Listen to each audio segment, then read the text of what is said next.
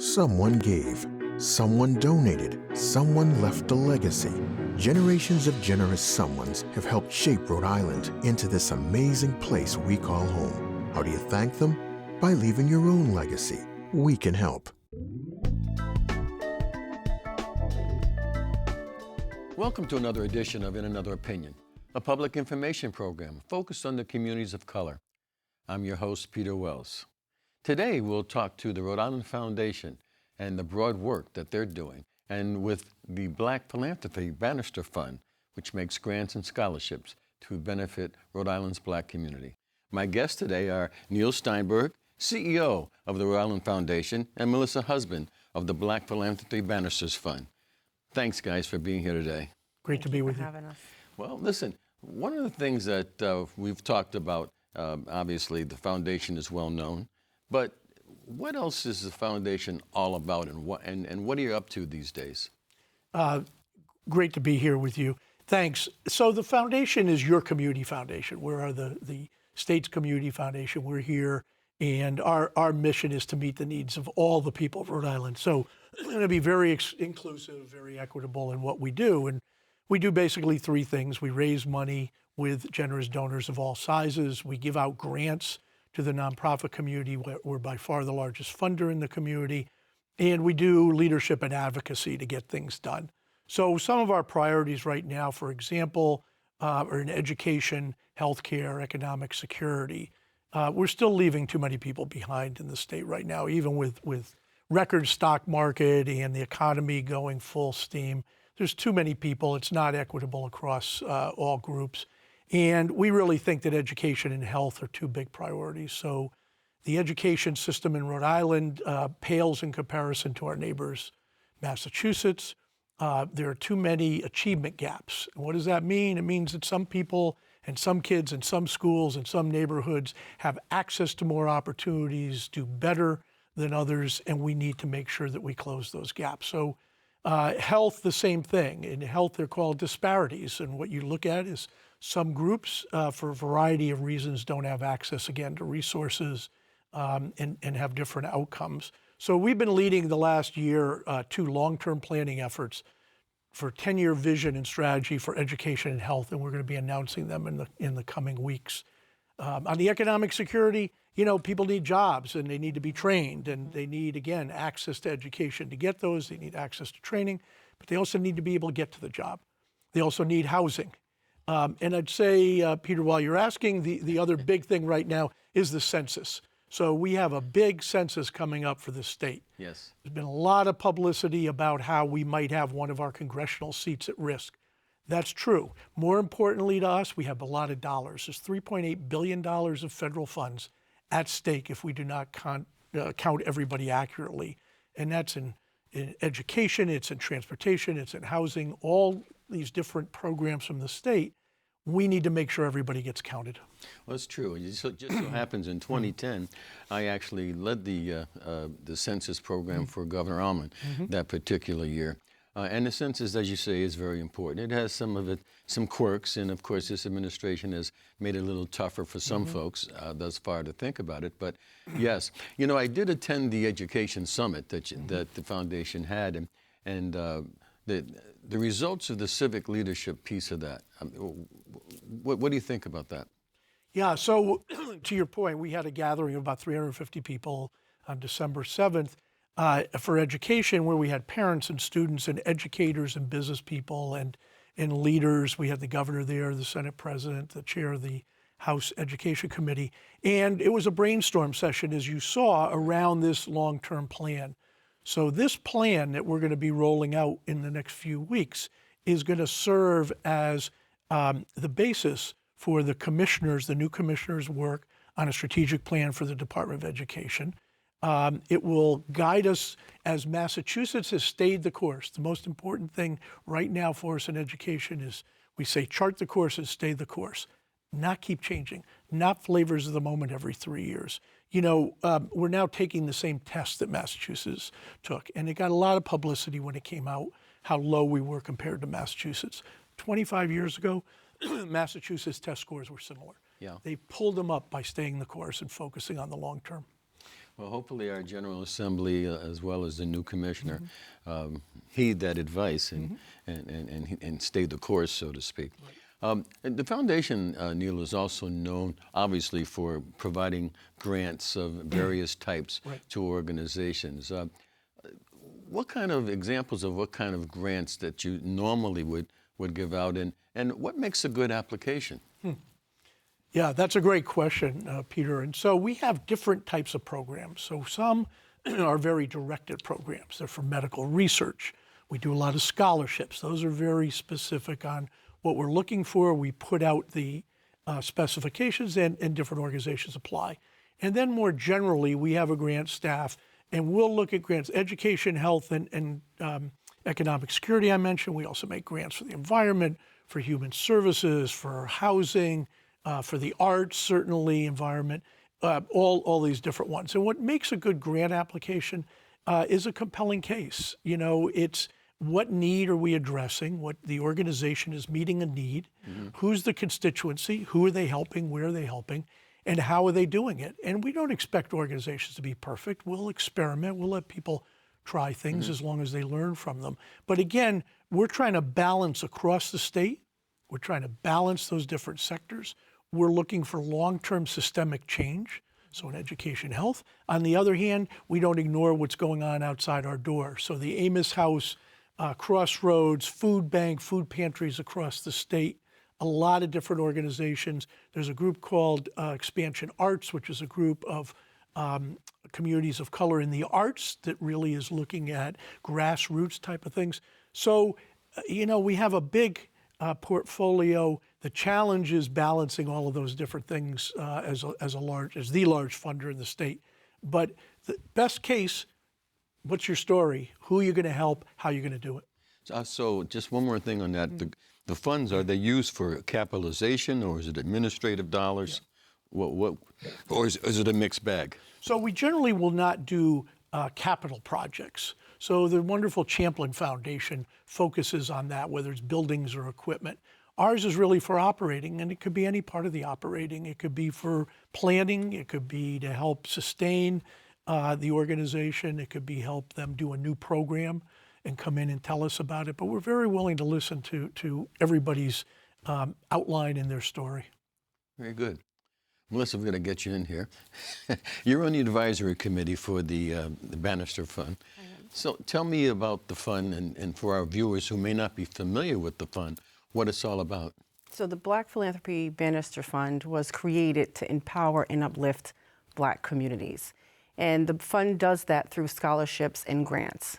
They do that with grants to nonprofit organizations that are focused on the 3 areas that we have chosen. And those are youth development and mentoring, that's promoting Black history and achievement, and lastly, the preservation of Black culture. We also have scholarships that are specific to Black students who are interested in the career in healthcare. So that's generally what the fund is used for. Okay, that's interesting. I didn't know about the scholarship piece for healthcare. Healthcare being and education being the 2 big employment areas, I guess, these days. What kinds of, is there specific kinds of scholarships for the healthcare? Is it for nursing or doctors or? It's for any of those things. People are children that are coming out of tech careers or tech high schools, general high schools, if they're interested in nursing, if they're interested in social work, if they're interested in becoming a doctor. Those are some of the areas that we have given scholarships for in the past. How about the history piece? What kinds of scholarships would be or organizations might be focused on Black history, let's say? And are we talking Rhode Island Black history or just Black history in general? I think for the most part it's Rhode Island Black history, but we have seen organizations that have submitted applications that are more general and what the achievements and contributions of the Black community are across the country. Very good. So an organization like John Hope would be eligible probably if they were applying for something. Yes, if they decided to apply. Very good. So how long has the fund been around? So originally the Black Philanthropy Fund was established in 2007. In 2016, when Bannister House, which is a house that was for retired Black domestic workers, it closed, and the proceeds from that organization was given to the Black Philanthropy Fund. And so they changed the name in 2016 to the Black Philanthropy Bannister Fund. Gotcha. And at that point, they expanded the program from just a grant to add the scholarship for students who are interested in the healthcare field. Very good. Now, I know from the information I received from the foundation that you recently provided roughly $100,000, I guess? $93,000. Okay, yes. $93,000. Did one company get that, or organization, or was that 13 nonprofit organizations received a variety of different small grants through that. I'm going to ask you the same question I asked Neil. What makes a good application for the fund? I think, when we have our conversations, they're pretty lively. I think for the most part, we all agree that impact is priority. What is the impact on the Black community? What can you actually measure? What is it that you're trying to accomplish? Those are the core for all of the committee members. But I think for me, the other pieces are you genuinely connected to the Black community? Because there are a lot of times when nonprofits will say that they serve the Black community, but their actual impact and their actual communication and commitment to that community is not necessarily always there. So that's one of the things that we look for, is what is your genuine connection to the community? How we figure that out is through asking about your staff. What does your staff look like? Does it reflect the community that you're serving? Because you know, as well as I know, that when you have people who look like you, when you have people that understand what you need, when they can understand what you've been through, that connection is very different. And so that's one of the ways that we determine whether or not a community organization has that genuine connection. We also ask if your board has a representation as well. Is it diverse? Is it a group of people that, again, understand the needs, so that when they're making programmatic and budgetary decisions, we know that it's with the best interest and best understanding of the needs of the people they serve. So those are some of the things we look for when we're looking at organizations to give grants to. Now, when I was publishing the Providence American, and even for this show, and the website, the ProbAm News, I talk about the community of color rather than specifically just Black, because obviously we have a diversity of people of color in this state. Absolutely. And just based on the geography of Rhode Island, it's kind of hard to say that there's a community here and then there's a community here. It's pretty much mixed across the board. So when we say the Black community, are we talking just African American or descendants from slaves? Or are we talking about Latinos, Southeast Asians? We're talking self-identified. Self-identified. Self-identified. Okay. Self-identified. We do not take our time. We do not use our time determining whether or not Cape Verdean is Black, if Southeast Asian is Black, if Dominican is Black. That is not the intention of this grant. That is not the intention of this scholarship. The intention is for us to allow our communities to understand that resources are limited, and that we, as a community, we are our brothers and sisters keepers. And this is an opportunity for us to come to the table and put our own resources in a place that we know is going to yield, real impact for generations to come. This is an investment in our community. This is us saying, as a community, we stand together to make sure that we leave this place better than we came into it. And so us trying to determine whether or not you're Black or not is not really that's not the intention.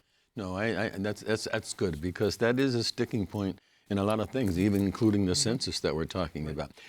Neil, are there funds within that are connected to the foundation that are specific, let's say, to the Asian community or the Latino community, or not? Yeah, so I think this is the largest one. There's one on the Latino community. I don't think we have one specifically in South Asia community, but the scope of our programs cut across these communities. And so when we're doing education in Providence, by definition, you're hitting all the groups. And I think it's very important. And the other thing that goes along with all the wonderful stuff that Melissa said is that because of our model at the foundation, it's an endowment model, which means the chunk of money is there forever. So our endowment's about $1 billion.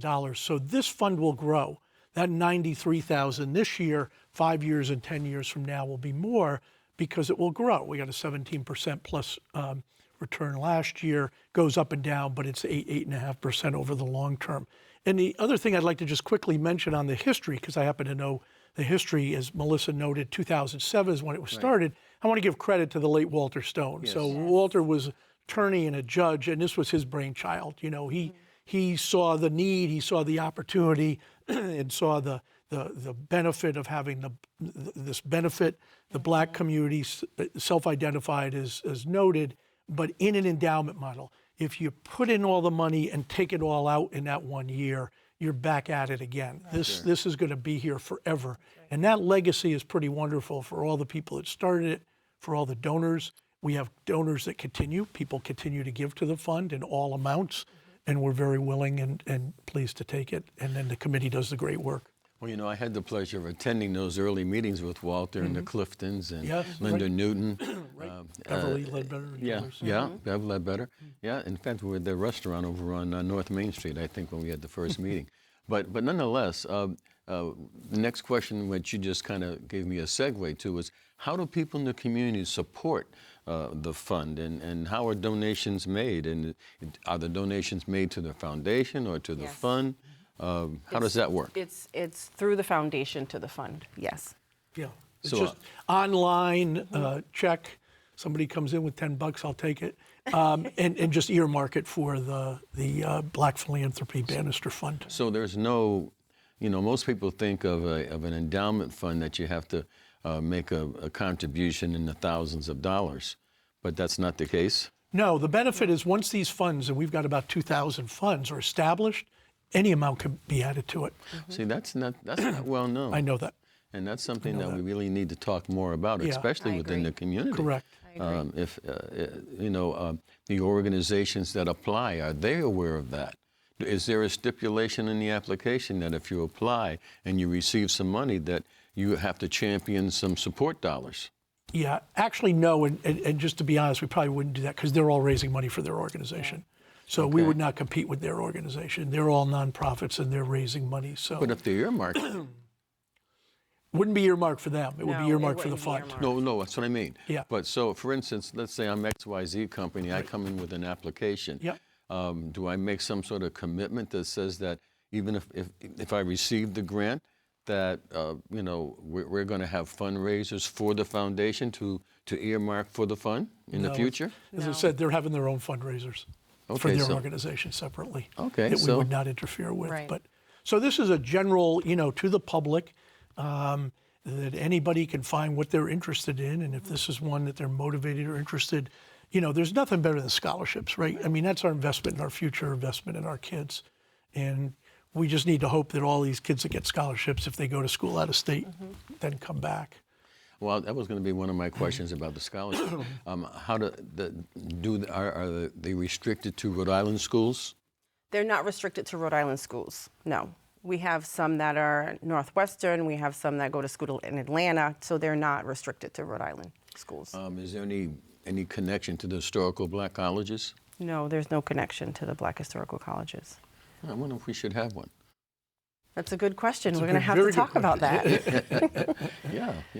But I would also, I'm sorry, I'd like to also answer your question about what the community can do. Again, we have the scholarship. The deadline for this upcoming year is April 10th.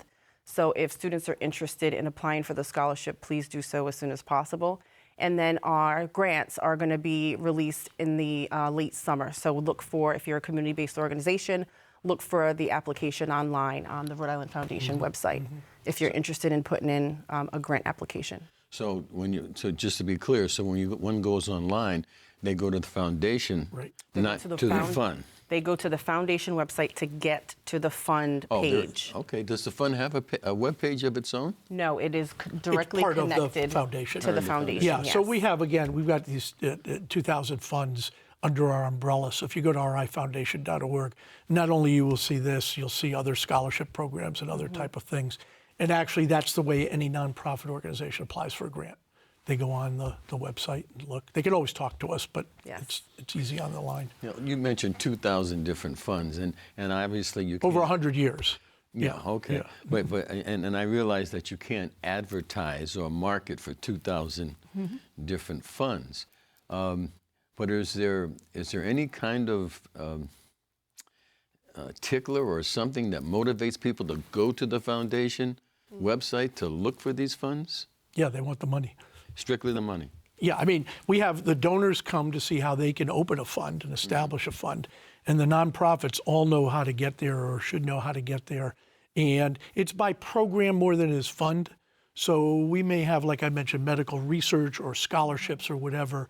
The name of the fund behind that is as important as what the dollars can be used for. So there's scholarships from Black Philanthropy Bannister.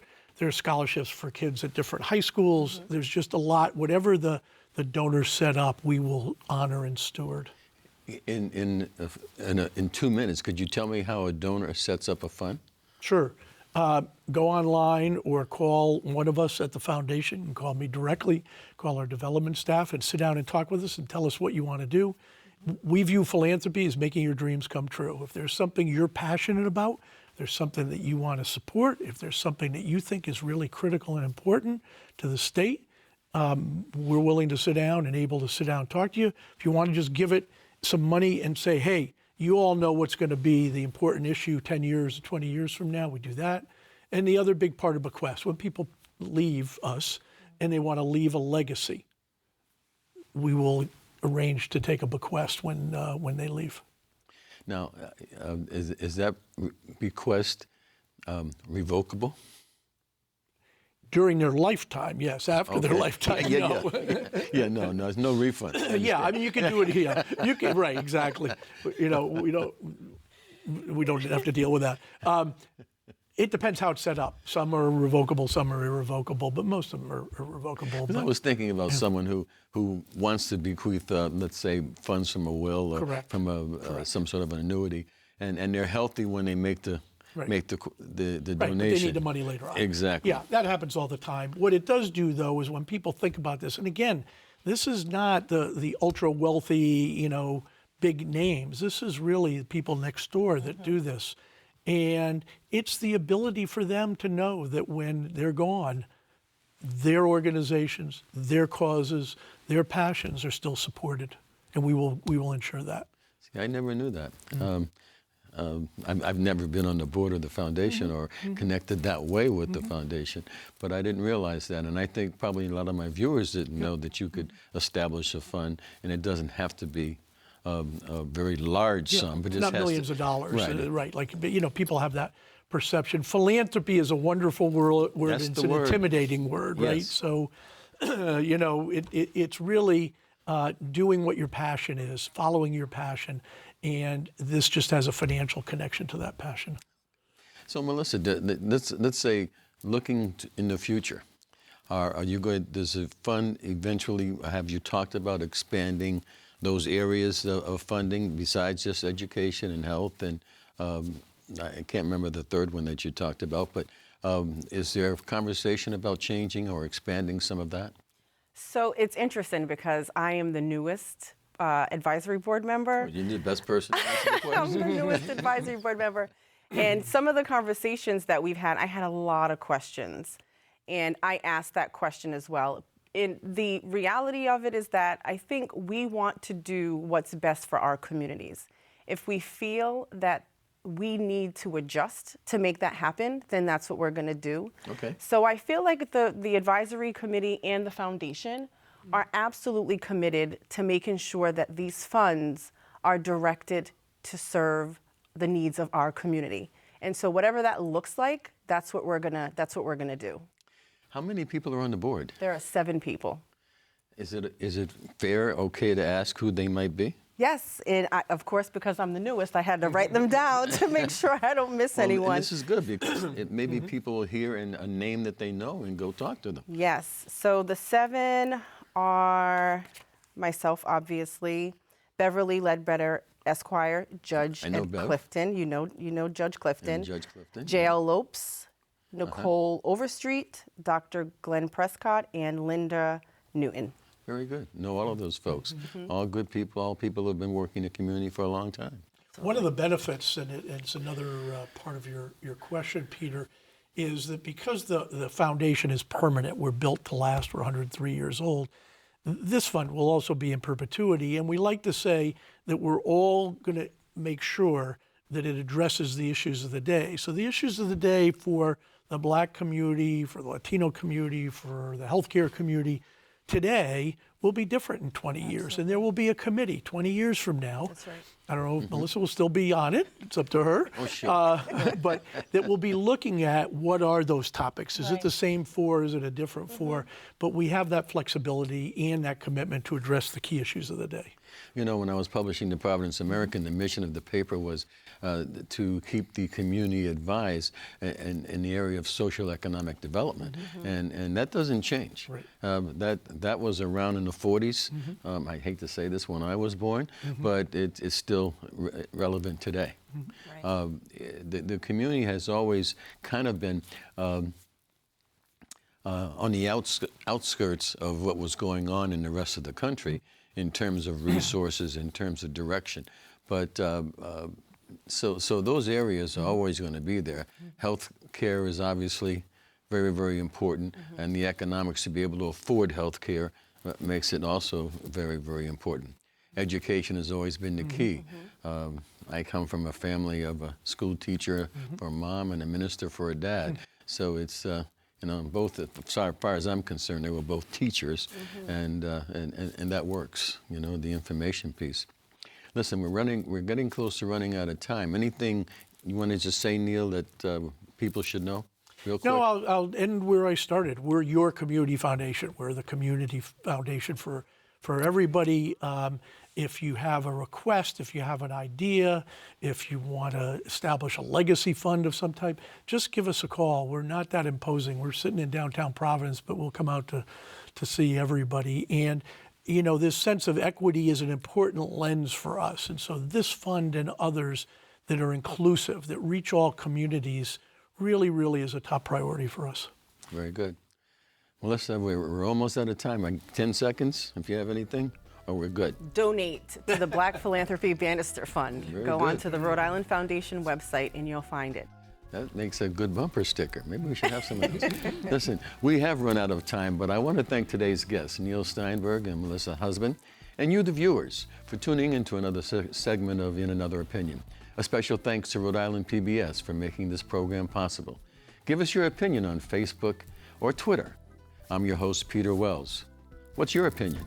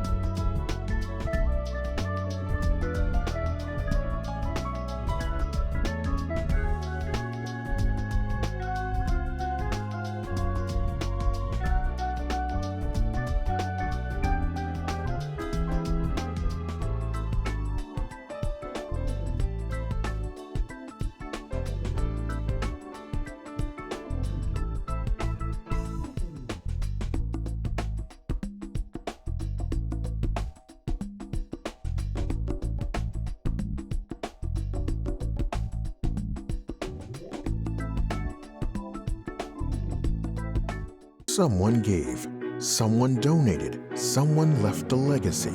Generations of generous someones have helped shape Rhode Island into this amazing place we call home. How do you thank them? By leaving your own legacy. We can help.